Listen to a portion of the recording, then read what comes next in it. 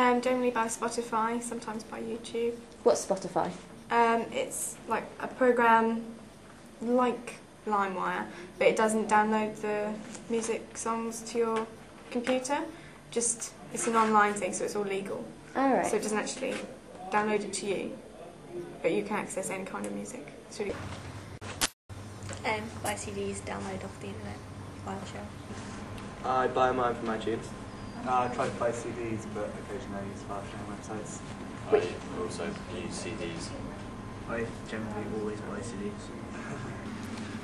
Normally on the internet or, yeah. Well, I mainly use CDs.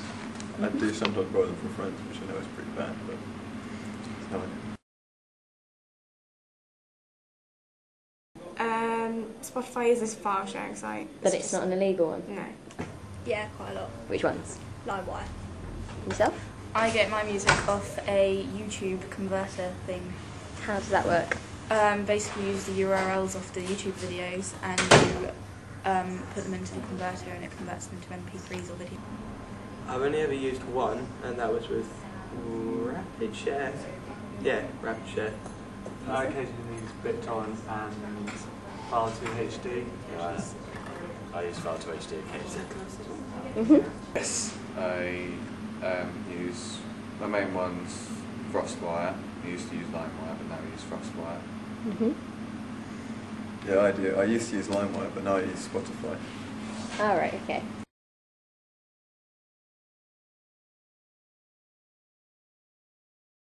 About 20 million? 20 million. Probably millions. Millions, probably. Billions? Round what sort? 10 million? Yeah. Wow. It's quite a lot of that. 12 million? About 12 million? So, Well, I would say a lot, but you know, iTunes, for example, doesn't generate that much money for Apple compared to their other products. So I'd say probably in terms of thousands, but not as high as millions and billions. I would say it would be in the millions region, because a lot of people don't buy them. You think they just listen to it online from file sharing sites.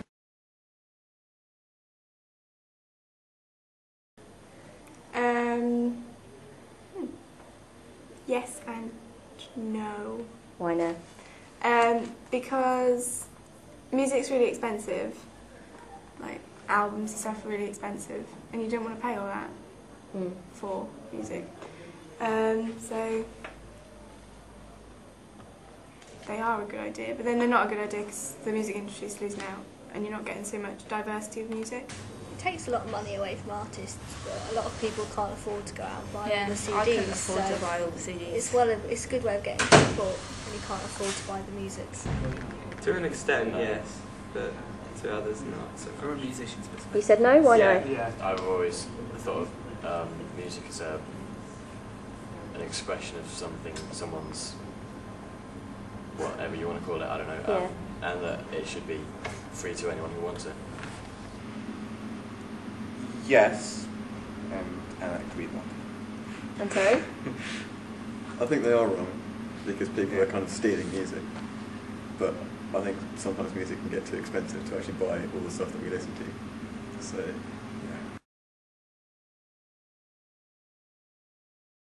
No. not so much, Why not? No. It's normally something to do with. It's normally only ever done because you can't get it anywhere else unless you're going to spend 30 quid on the CD, and then you don't want to spend that much for just one song.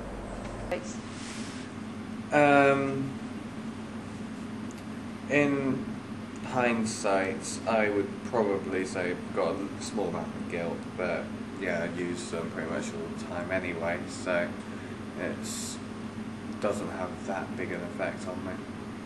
I would much rather buy the CDs to support the artist, or buy it from a legal site online, but I can't afford to do that, so I don't know. But I do feel a little bit guilty.